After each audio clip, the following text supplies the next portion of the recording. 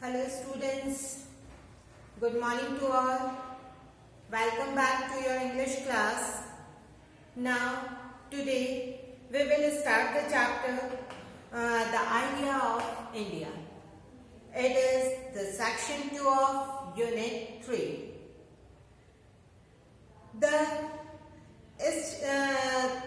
This is the chapter written by Leela Sen. She was the first woman judge on the Delhi High Court and became the first woman Chief Justice of the State High Court on 5th August 1991. She was born on 28th October 1930 in Lucknow and died in 5th May 2017 in Noida. The Constitution of India is the most important law in the country. It is a statement of the basic principles and law of a nation, state or group. इस chapter में basically constitution के बारे में लीला सेठ ने बात की है. उन्होंने बताया है कि इम्पॉर्टेंट लॉ है कंट्री का और ये स्टेटमेंट है बेसिक प्रिंसिपल्स का, मूल सिद्धांतों का, जो हमारे नेशन का लॉ है, हमारे स्टेट का और हमारे ग्रुप का. लीला सेठ, द फर्स्ट वुमेन जज of Delhi high court, in her book We the Children of India explains its importance and meaning. लीला सेठ ने अपनी book We the Children of India में इसकी इम्पोर्टेंस और इसके मीनिंग को एक्सप्लेन किया है. Set talks about the preambles which set out our national goals and as she says it is the soul of constitution. उन्होंने preamble it means भूमिका, प्रस्तावना, इसकी भूमिका को, जो हमारे कॉन्स्टिट्यूशन के जो भूमिका है, जो हमारा preamble है, उसको हमारे कॉन्स्टिट्यूशन की सॉल बताया, उसकी आत्मा बताया है. Here two friends are discussing the preamble for a class project. इस चैप्टर में क्लास प्रोजेक्ट के लिए दो फ्रेंड्स हैं जो preamble को डिस्कस कर रही हैं.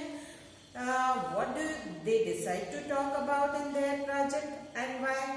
अब वो क्या डिसाइड करती हैं, क्या बात करती हैं अपने प्रोजेक्ट के लिए और क्यों करती हैं? Read on. तो हम पढ़ेंगे इस चैप्टर में. So the Vijayalakshmi and Nimit Khanna had been friends for a long time. Ever since their teacher had asked Vijayalakshmi to read out an essay she had written about her friend Indra that was published in children's magazine. अब विजयलक्ष्मी और निमी खन्ना जो है बहुत लंबे time से friend थी और वो तब से फ्रेंड थी जब विजयलक्ष्मी ने एक ऐसे लिखा था अपनी चिल्ड्रन मैगजीन के लिए और उसे रीड आउट भी किया था क्लास में. उसके बाद से वो दोनों फ्रेंड्स बन गई थी. After she read it to the class, Vijayalakshmi nervously confessed that she didn't have a friend at all. और जब से उसने क्लास में वो ऐसे रीड किया तब उसने ये भी बताया, ये कन्फेस किया, बहुत नर्वसली उसने ये कन्फेस किया कि हालांकि उसकी कोई फ्रेंड नहीं थी. Indira was just an imaginary friend. यानी उसने जो इंदिरा नाम की लड़की के बारे में अपनी मैगजीन में लिखा है वो सिर्फ एक इमेजिनरी फ्रेंड थी. निमी then told Vijayalakshmi that she had a friend in her. तब निमी ने कहा कि आज से मैं तुम्हारी फ्रेंड हूँ और वो उस दिन से उसकी फ्रेंड बन गई. They become best friends after that. Now in class 8 they often work, play and go out together. अब क्लास 8 में वो खेलती भी साथ थी, अपना काम भी साथ में करती थी और बाहर भी वो साथ में ही जाती थी. So they decided to collaborate on their civics project and work in Vijayalakshmi's house. इसलिए उन दोनों ने ये निश्चय किया कि वो अपने सिविक्स प्रोजेक्ट को साथ में करेंगी विजयलक्ष्मी के घर पर. अब देखिए निमी और विजयलक्ष्मी में क्या बातचीत हो रही है, वो बातचीत यहाँ पर बताई गई है. निमी बोल रही है, well what shall we do? हम क्या करेंगे? Shall we read the preamble to the constitution first and then decide how to do the project? क्या पहले हम preamble को, कॉन्स्टिट्यूशन के preamble को पढ़ें और फिर उसके बाद हम डिसाइड करें कि हमें किस तरह से अपना प्रोजेक्ट करना है? तब विजय लक्ष्मी बोलिए, We have already read it so many times in class. हमने इसे बहुत बार क्लास में पढ़ा है. First as Amon read it out. सबसे पहले अमोम ने इसे पढ़ा. Then we read it in our groups. फिर हमने अपने ग्रुप्स में इसे पढ़ा. And then you read it out. और उसके बाद तुमने इसे रीड किया. So I don't think reading it again is going to help much. तो मैं ये सोचती हूँ कि इसे वापस से पढ़ना ज्यादा हमारी हेल्प नहीं करेगा. तब ये भी बोल रही है, but all those serious Solomon words, how do they connect to us? ये इस तरह के serious words जो हैं वो हमारी लाइफ से किस तरह से कनेक्ट हैं?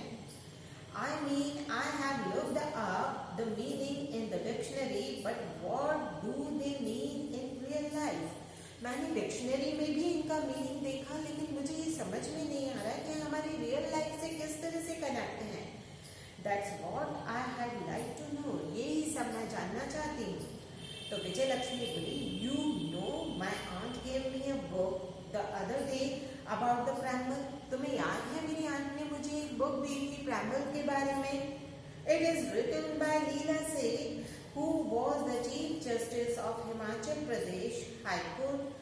ये बुक जो है लीला सेठ के द्वारा लिखी गई है, जो कि हिमाचल प्रदेश की चीफ जज हैं, जस्टिस हैं थी, एंड फॉर्मर जज of the supreme court of India, और फॉर्मर जज है जो कि सुप्रीम कोर्ट ऑफ इंडिया की. Let's look at the book. चलो ये बुक देखते हैं. तो निमी कह रही है, आई जस्ट रिमेम्बर, मुझे अभी अभी याद आया, there was a programme on TV, कि टीवी पर एक प्रोग्राम आया था. यू नो दैट सीरियल सत्यमेव जयते. तुम जानती हो सीरियल सत्यमेव जयते के बारे में? ध्यान है ना सबको? सत्यमेव जयते आमिर खान का एक प्रोग्राम आया करता था टीवी पे, जिसमें रियल और करंट टॉपिक्स के बारे में डिस्कस किया जाता था. There was one episode about the meaning of the preamble. तो उसमें एक बार एक एपिसोड आया था जिसमें preamble के मीनिंग को डिस्कस किया गया था, and what it means to the people of India. और ये भी बताया गया था कि इंडिया के पीपल के लिए उसका क्या मीन है. I think we can watch it on the web link. अब ये जो वेब लिंक नीचे लिखा हुआ है उस पर निमी कह रही है कि हम ऐसे सोचते हैं कि हम इस वेब लिंक पे इस प्रोग्राम को दोबारा से देख सकते हैं, ताकि हमें ये बहुत हेल्प करेगा हमारे प्रोजेक्ट में. विजय लक्ष्मी बोले, oh yes, if we do that, अगर हम ऐसा करते हैं, we will get a lot of good ideas. तो हमें बहुत सारे अच्छे आइडियाज जो है मिल जाएंगे. I will get the book too, मैं बुक भी ले आऊंगी. The book that Vijay Lakshmi aunt gave her was called We the Children of India, the preamble to our constitution. Justice explains that the preamble, which sets out our national goals, is the soul of constitution. अब इस book में लीला सेठ ने ये explain किया है कि preamble जो कि हमारे नेशनल गोल्स को सेट आउट करते हैं, ये हमारे कॉन्स्टिट्यूशन की सोल है, ये हमारे कॉन्स्टिट्यूशन की आत्मा है. एज फ्यूचर सिटीजन्स, एक भविष्य के नागरिक होने के नाते, the children of the country should be aware of the principles. उन्हें इन सिद्धांतों से अवेयर होना चाहिए that we as a nation stand for the laws by which we can be govern. कि हमारे कौन से कानून जो हैं हमारे लिए बनाए गए हैं जिन पे हम गवर्न कर सकते हैं. This is given in the very beginning of the Constitution and is called the preamble. तो ये सब चीज जो है वो कॉन्स्टिट्यूशन की शुरुआत में लिखा गया है, कॉन्स्टिट्यूशन की स्टार्टिंग में इसके बारे में बताया गया है. तो इसलिए हम इसे क्या कहते हैं, इसे preamble कहा जाता है.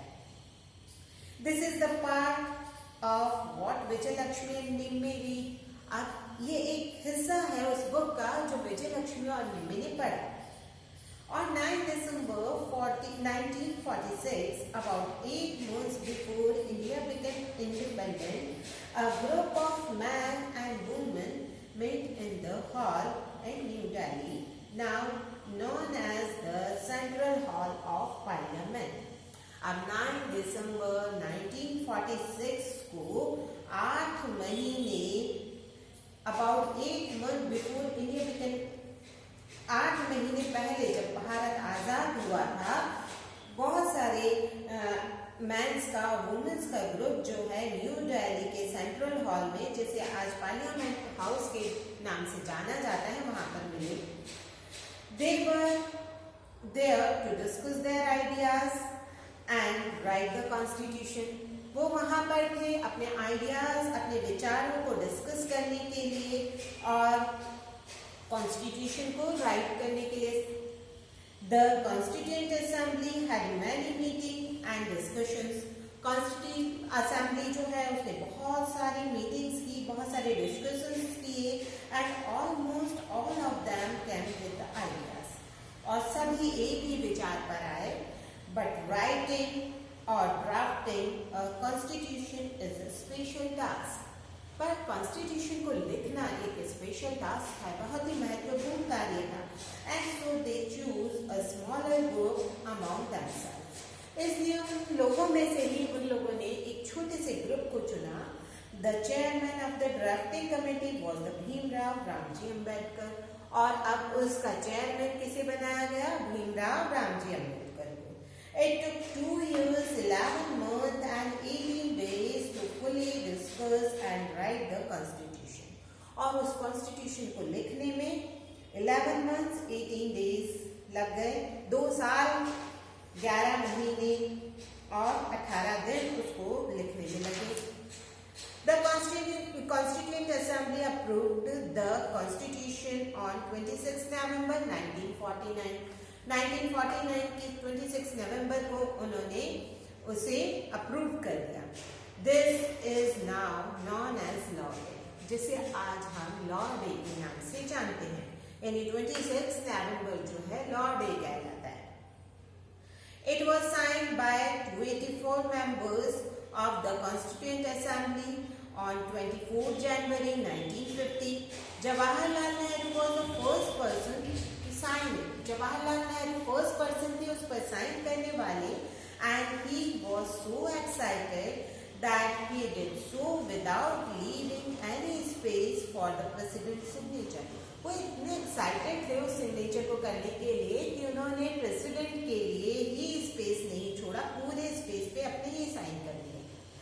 The president doctor Rajendra Prasad however managed to squeeze his signature about Nehru's, और अब जैसे तैसे डॉक्टर राजेंद्र प्रसाद ने अपने साइन को स्क्वीज किया। स्क्वीज मतलब बहुत सिकुड़ा हुआ, बहुत छोटे रूप में अपने साइन उन्होंने उनके नेहरू के सिग्नेचर के नीचे किए। 2 days later on 26 January, which is known as Republic Day, we begin to be ruled by the laws of the Constitution of India. और 26 जनवरी रिपब्लिक डे को इसे पारित कर दिया गया। इसे स्टार्ट विद द प्रेम्बल, जो कि प्रेम्बल से स्टार्ट होता है। It sets out our national goals, जो हमारे नेशनल गोल्स को सेट आउट करता है, such as justice and equality. The preamble was changed in early 1977। 1977 में शुरुआत में उसे चेंज किया गया and the word socialist secular were added, और उसमें सोशलिस्ट सेक्युलर जैसे वर्ड जो है वो ऐड किए गए, as well as the word integrity, और वर्ड इंटीग्रिटी भी उसमें ऐड किया गया। अब नाउ प्रेम्बल में है क्या? So now the preamble reads, preamble की एक्सप्लेनेशन क्या, प्रेम्बल क्या है, क्या कहता है preamble. If we express the above in simple words, it would be we the people of India. यहाँ पर people of India से meaning है this includes all the people in our country, including children, having solemnly resolved in constitute India, having taken a firm decision to make India into a sovereign. Is we the citizen of country can alone decide what we want to. हम अकेले ही decide करेंगे कि हम क्या चाहते हैं, क्या करना चाहते हैं। No other country can tell us what to do. कोई भी कंट्री आके हमें ये नहीं कह सकती कि हमें क्या करना है। नेक्स्ट आता है socialist, the people of the country should produce and share the country's wealth. Next है secular. In India we think of secular as meaning that the government should not prefer one religion to another. किसी भी एक धर्म को दूसरे धर्म के लिए गवर्नमेंट प्रेफर नहीं करना चाहिए।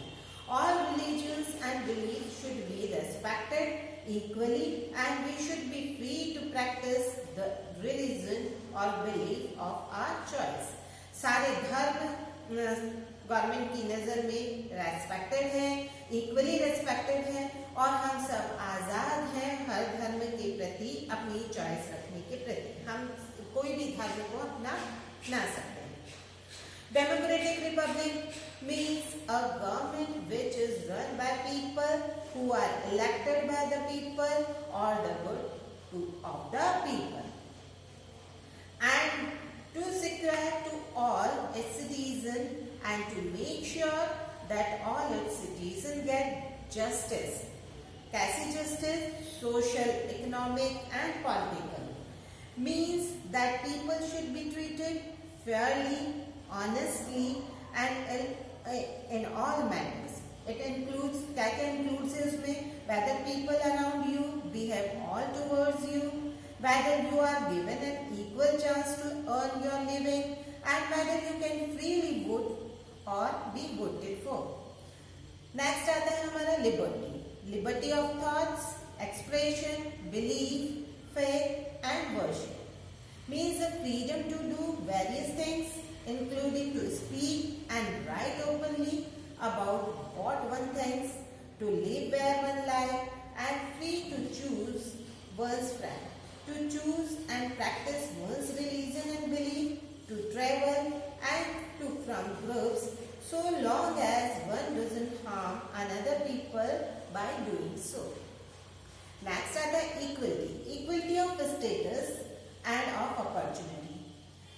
Means that all citizens have to be treated in the same way. यानी सारे सिटीजन को, सारे नागरिकों को एक जैसा समान, उनके साथ समान व्यवहार किया जाए।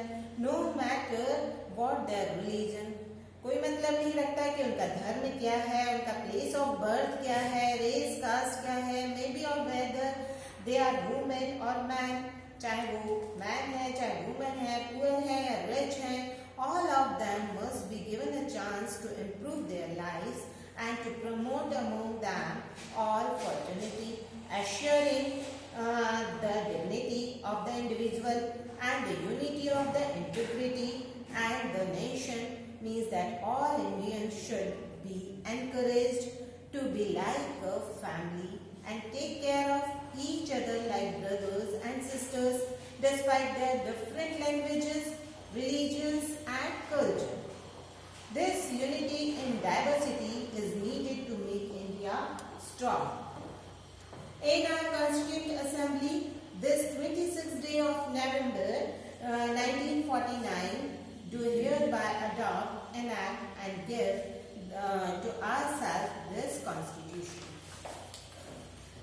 The Constitution contains the idea, rules, promises and duties agreed to by the people of the country.